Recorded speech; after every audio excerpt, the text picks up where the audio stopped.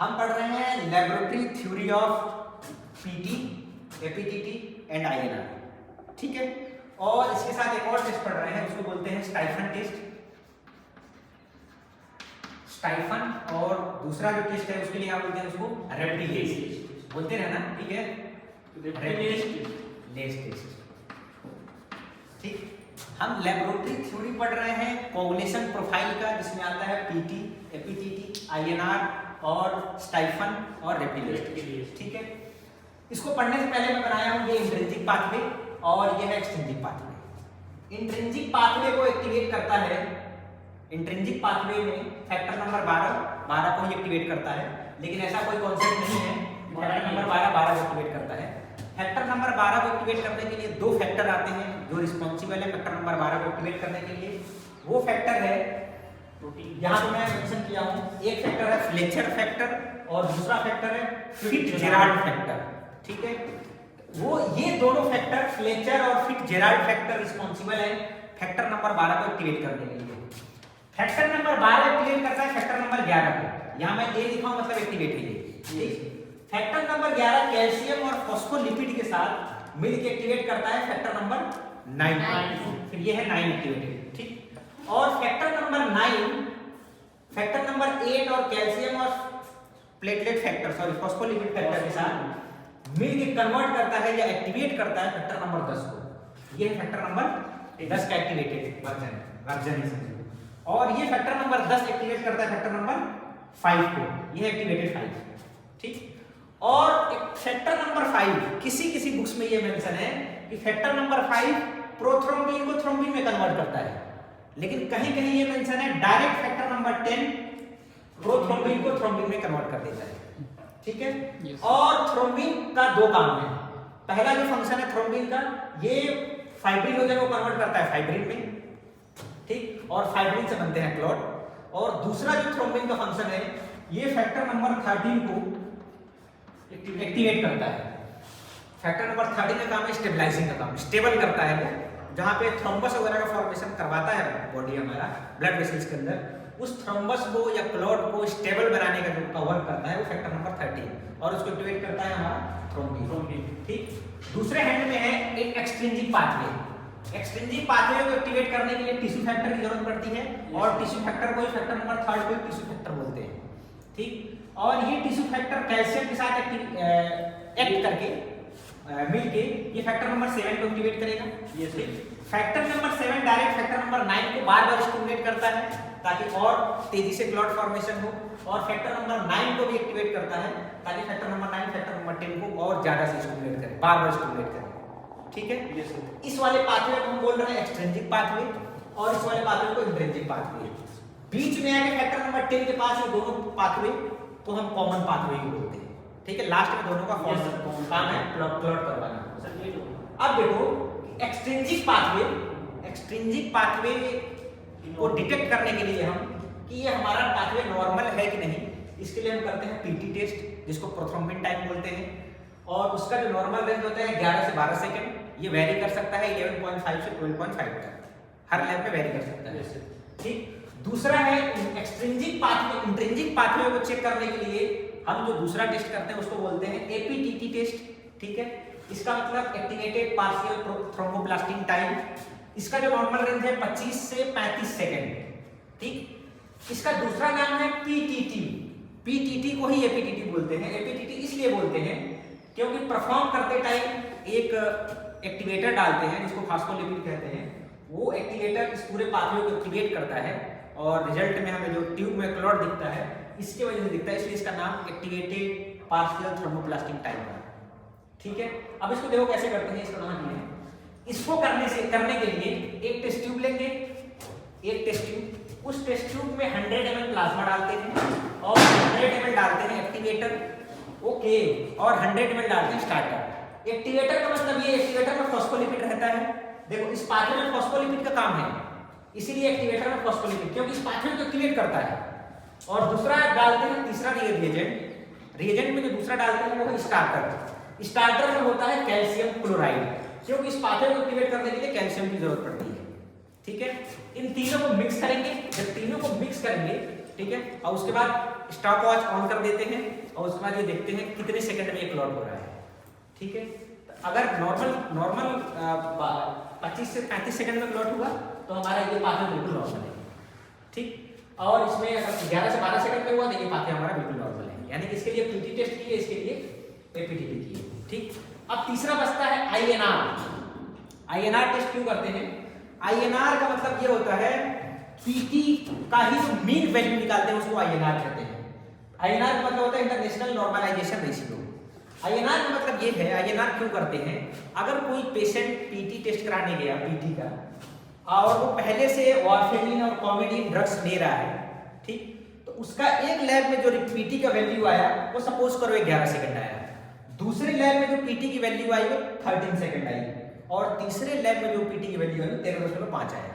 ठीक, ये डॉक्टर इस रिपोर्ट को एक्यूरेट समझेगा। ठीक है, उसके अंदर भी कई सारे सवाल पैदा होंगे, एक्यूरेट कौन सा है। तो इस चीज इन तीनों का मीन निकालने के लिए, इन दोनों पीटी के वैल्यू का मीन निकालने के लिए हम इसका आईएनआर लगाते हैं, आईएनआर करते हैं। आईएनआर में जो एग्जैक्ट मीन वैल्यू आएगी, अगर वो नॉर्मल है तब हम सबको डॉक्टर समझता है कि पीटी नॉर्मल है, नहीं तो एबनॉर्मल माना जाता है। तो आईएनआर निकालने के लिए फॉर्मूला होता है पीटी वैल्यू लेंगे पेशेंट का अपॉन पीटी लेंगे कंट्रोल का, पीटी वैल्यू लेंगे कंट्रोल का, कंट्रोल जो लगाए हैं उसका जो वैल्यू है उसका, ऊपर होल स्क्वायर करते हैं आईएसआई का। आईएसआई का मतलब होता है इंटरनेशनल स्टैंडर्डाइजेशन इंडेक्स।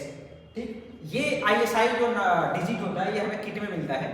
ठीक है, इसका जो वैल्यू होता है मैक्सिमम ऑलमोस्ट 1.9 से 2 तक होता है। जितनी हमारी इसकी वैल्यू आई होगी, अगर उसको आईएसआई वैल्यू 2 है तो इसको होल स्क्वायर 2 कर देंगे तो हमारा आईएनआर वैल्यू निकल जाएगा। ठीक है, अब हम आते हैं कि इस पूरे जो ब्लड ग्रुप का क्लॉटिंग फैक्टर है, उस क्लॉटिंग फैक्टर को 3 ग्रुप में डिवाइड किया गया है। 3 ग्रुप के अंदर डिवाइड किया गया क्लॉटिंग फैक्टर को। पहला है ग्रुप 1। ग्रुप 1 में जो क्लॉटिंग फैक्टर आते हैं वो आता है fibrinogen, factor number 5, factor number 8 और फैक्टर नंबर 13। ग्रुप सेकंड में जो क्लॉटिंग फैक्टर आते हैं वो factor number 2, factor number 7, factor number 9 और फैक्टर नंबर 10। ग्रुप थर्ड में जो क्लॉटिंग फैक्टर आते हैं वो है फैक्टर नंबर 11, फैक्टर नंबर 12 और वो दूसरा आता है फ्लेचर फैक्टर और दूसरा फिट्जजेराल्ड फैक्टर। ठीक, अब देखो इनके क्या क्या प्रॉपर्टीज हैं इन तीनों ग्रुप की। तो पहला ग्रुप का जो प्रॉपर्टीज है, यानी कि ग्रुप नंबर 1 का जो प्रॉपर्टीज है, ये क्या है कि it is consumed during the coagulation. ये कोगुलेशन के टाइम में ये सारे फैक्टर कंज्यूम हो जाते हैं, पहला प्रॉपर्टीज। दूसरा जो इसका प्रॉपर्टीज है ग्रुप 1 का कि इट इज नॉट विटामिन के डिपेंडेंट, यानी कि इसको एक्टिवेट करने के लिए ये विटामिन के की जरूरत नहीं पड़ेगी। ठीक, तीसरा जो इसके अंदर प्रॉपर्टीज है वो है it is not absorb by barium chloride, ये बेरियम क्लोराइड के द्वारा एब्जॉर्ब नहीं होता, बेरियम सल्फेट। ठीक है, तीसरा बेरियम सल्फेट सॉरी। सेकंड जो ग्रुप है उसकी जो प्रॉपर्टीज है ये है कि it is not consume during coagulation, coagulation के टाइम ये कंज्यूम नहीं होते हैं। दूसरा है इट इज विटामिन के डिपेंडेंट, इनको एक्टिवेट करने के लिए विटामिन के की जरूरत पड़ेगी ग्रुप 2 क्लॉटिंग फैक्टर को। और तीसरा है इसका absorb by barium sulphate, barium sulphate के द्वारा एब्जॉर्ब हो जाता है। थर्ड जो ग्रुप है वो 11, 12 फ्लेचर और फिट्जजेराल्ड फैक्टर, ये it is not used in coagulation during coagulation and it is also not depend on vitamin K and it is not absorbed by barium sulfate। ठीक है, अब देखो इसको समझाने के लिए हम 2 टेस्ट ट्यूब लिए हैं। एक टेस्ट ट्यूब में सोडियम साइट्रेट एंटीकोगुलेंट्स ब्लड लिए हैं, ठीक, और दूसरा प्लेन ट्यूब लिए हैं। ठीक, जो एंटीकोगुलेंट सोडियम साइट्रेट ब्लड है इसको जब हम सेंट्रीफ्यूज करेंगे तो इसमें हमको प्लाज्मा देखने को मिलेगा, और इस वाले को जब हम सेंट्रीफ्यूज करेंगे तो इसमें हमें सीरम देखने को मिलेगा। ठीक, इस सीरम के अंदर देखो, इस सीरम के अंदर कोई क्लॉटिंग फैक्टर नहीं होता है, ऐसा मानना है, लेकिन ऐसा नहीं है। सीरम के अंदर ही क्लॉटिंग फैक्टर होते हैं, लेकिन कुछ क्लॉटिंग फैक्टर सीरम के अंदर नहीं होते हैं। क्यों? पहला जो ग्रुप 1 है वो ये कहता है कि it is not consumed during coagulation, sorry it is consumed during coagulation, यानी कि इस जब प्लेन टेस्ट ट्यूब में हम ब्लड सैंपल लिए तो पहले इसका ब्लड क्लॉट हुआ, क्लॉट के बाद जब हम सेंट्रीफ्यूज किए तब सीरम निकला है ना, यानी कि इसके अंदर जो क्लॉटिंग फैक्टर है वो कंज्यूम हो गया पहले, क्लॉट हुआ तभी तो सेंट्रीफ्यूज किए, यानी कि पहले कंज्यूम्ड हो गया है। तो ये कंज्यूम यानी कि ये सीरम के अंदर जो ग्रुप 1 के जो क्लॉटिंग फैक्टर हैं, सीरम के अंदर जो क्लॉटिंग ग्रुप 1 के जो क्लॉटिंग फैक्टर हैं वो कंज्यूम्ड हो चुके हैं। ठीक है ना, क्योंकि कहता है प्रॉपर्टीज इसका कहता है कंज्यूम ड्यूरिंग कोगुलेशन, यानी पहले ये क्लॉट हुए उसके बाद ये सीरम सेपरेट किया गया। ठीक है, तो इस सीरम के अंदर पहला ग्रुप का जो क्लॉटिंग फैक्टर है वो नहीं होगा, बाकी इस ग्रुप का और इस ग्रुप का होगा।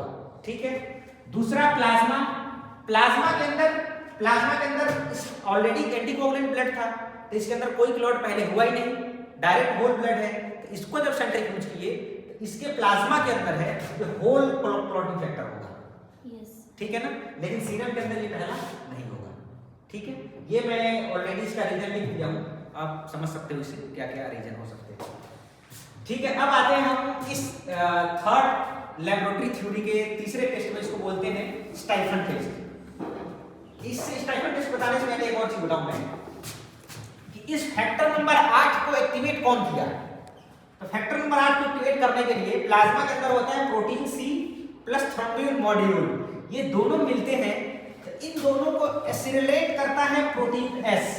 ठीक, और ये प्रोटीन एस इस प्रोटीन सी को एक्टिवेट करता है, और ये प्रोटीन सी फैक्टर नंबर 8 को एक्टिवेट करते हैं, और आल्सो प्रोटीन सी एक्टिवेट करता है फैक्टर नंबर 5 को। ठीक है, फैक्टर नंबर 5 को भी एक्टिवेट करता है ये प्रोटीन सी। कुछ प्रोटीन इनहिबिटर, कुछ क्लॉटिंग फैक्टर इनहिबिटर्स हैं, जैसे कि एंटीथ्रोम्बिन थर्ड जो फैक्टर नंबर 10, फैक्टर नंबर 2 और फैक्टर नंबर 9 को इनहिबिट करता है, थ्रोम्बिन 5th और 8th को इनहिबिट करता है। अब आते हैं हम स्टाइफन टेस्ट में। स्टाइफन टेस्ट क्या होता है? स्टाइफन टेस्ट करते हैं, यहाँ मैं परफॉर्म करके दिखाया हूँ स्टाइफन टेस्ट। एक हम टेस्ट ट्यूब लेंगे, ठीक, उस टेस्ट ट्यूब में प्लाज्मा डालते हैं, ठीक, और उसके बाद स्टाइफन रिएजेंट डालेंगे, और जो रिएजेंट डालेंगे वो रिएजेंट रसेल वाइपर जो स्नेक होता है उससे हम एक्सट्रैक्ट करके इस रिएजेंट्स को बनाते हैं। ठीक है, और डालेंगे, इसके बाद इसके अंदर क्लॉटिंग नोट करेंगे कितनी देर में ये क्लॉटिंग हो रहा है। तो स्टाइफन टेस्ट क्यों करते हैं? स्टाइफन टेस्ट इसलिए करते हैं कि स्टाइफन टेस्ट फैक्टर नंबर 10 से और यहाँ फाइब्रिन तक ये चेक करने के लिए कि फैक्टर नंबर 10 से फाइब्रिन तक ये हमारा पाथवे जो कॉमन पाथवे चल रहा है ये बिल्कुल एक्यूरेट है कि नहीं, नॉर्मल चल रहा है कि नहीं। यहां से लेकर फैक्टर नंबर 10 से फाइब्रिन तक के कॉमन पाथवे को चेक करने के लिए हम स्टाइफन टेस्ट करते हैं। ठीक है, एक और टेस्ट आता है, उसको बोलते हैं रेप्टिलेज टेस्ट। ठीक, अब पहले स्टाइफन टेस्ट के बारे में बता दें। स्टाइफन टेस्ट किसे रसेल वाइपर से लिया गया है। तो अगर किसी ह्यूमन बॉडी को, ह्यूमन बीइंग्स को अगर रसेल वाइपर जो सांप है, स्नेक है, अगर वो काटता है, ठीक है, तो उसके काटने से ब्लड क्लॉट हो जाता है। तो ब्लड क्लॉट क्यों होता है? क्योंकि जो रसेल वाइपर ने काटा और जो टॉक्सिन रिलीज करता है, हीमोटॉक्सिन जो है, वो हीमोटॉक्सिन डायरेक्ट फैक्टर नंबर 10 को ही एक्टिवेट करता है। ठीक है ना, फैक्टर नंबर 10 को ही अटैक करेगा और ये कॉमन पाथवे चला के क्लॉट कर देता है पूरे होल बॉडी का ब्लड। ठीक है, तो ये फैक्टर नंबर 10 से यहाँ तक पाथवे को चेक करने के लिए स्टाइफन टेस्ट करते हैं। दूसरा है रेप्टिलेज टेस्ट। रेप्टिलेज टेस्ट भी रेप्टिलेज टेस्ट ये करते हैं ये पता करने के लिए कि फाइब्रिनोजन हमारा फाइब्रिन में कन्वर्ट हो रहा है कि नहीं। ठीक है, ये वाला पाथवे चल रहा है कि नहीं बॉडी में, इसके लिए हम करते हैं रेप्टिलेज टेस्ट। रेप्टिलेज टेस्ट में यहाँ दिया हूँ। रेप्टिलेज टेस्ट के अंदर हम लेंगे एक ट्यूब, टेस्ट ट्यूब, उसमें हम डालेंगे प्लाज्मा और उसमें हम डालेंगे रेप्टिलेज रिएजेंट। रेप्टिलेज रिएजेंट कहाँ से आता है? एक ये भी स्नेक है, उस स्नेक का नाम है बोथरोप्स स्नेक, उससे एक्सट्रैक्ट करके बनाया गया है इस रिएजेंट्स को, और प्लाज्मा डालेंगे और ये रिएजेंट डालेंगे और इसके अंदर हम क्लॉटिंग टेस्ट करते हैं। इस टेस्ट से ये पता चलता है कि हमारा ये वाला प्रोसेस नॉर्मल चल रहा है कि नहीं चल रहा है बॉडी में, यानी कि फाइब्रिन से फाइब्रिन में कन्वर्ट हो रहा है कि नहीं। तो इसको करने के लिए एक और स्नेक है जिसको बोलते हैं बोथरोप स्नेक। वो स्नेक जब हमें बाइट करता है, काटता है, तो हमारे ब्लड के अंदर जो फाइब्रिनोजन है वो तुरंत फाइब्रिन में कन्वर्ट हो जाते हैं और एक मेश वर्क का रूप लेने लगते हैं, यानी पूरे बॉडी में क्लॉटेड फॉर्म में वो रनिंग होने लगता है, जिससे बाद में चल के पूरी बॉडी, होल बॉडी क्लॉट हो जाती है और इंसान की डेथ हो जाती है। ठीक, अब देखो इसके अंदर वेरिएशन। अगर एपीटीटी टेस्ट जो एक्टिवेटेड पार्शियल थ्रोम्बोप्लास्टिन टाइम है, अगर यहाँ से अगर एबनॉर्मल आ रहा है, सपोज मान लो एबनॉर्मल आ रहा है, ठीक है, तो हमें कैसे पता चलेगा कि कौन सा इसमें कौन सी क्लॉटिंग फैक्टर की डेफिशिएंसी है और कौन से की नहीं है? तो इसको कंफर्म करने के लिए अगर हमारा नॉर्मल आया एपीटीटी टेस्ट, तो उसके बाद हम करते हैं स्टाइफन टेस्ट, ये पता करने के लिए कि यहां से लेके यहां तक का प्रोसेस नॉर्मल है कि नहीं। अगर स्टाइफन टेस्ट नॉर्मल आ गया तब हम ये अनुमान लगा सकते हैं कि यहां से लेके यहां तक का क्लॉटिंग फैक्टर सही नहीं है, ठीक है, या इसमें कोई डेफिशिएंसी है, ठीक। अगर ये नॉर्मल है, अगर ये अब नॉर्मल आ रहा है, तब हम इंट्रिंसिक बातें करते हैं। ये एक दूसरे से कोऑर्डिनेशन मत करो।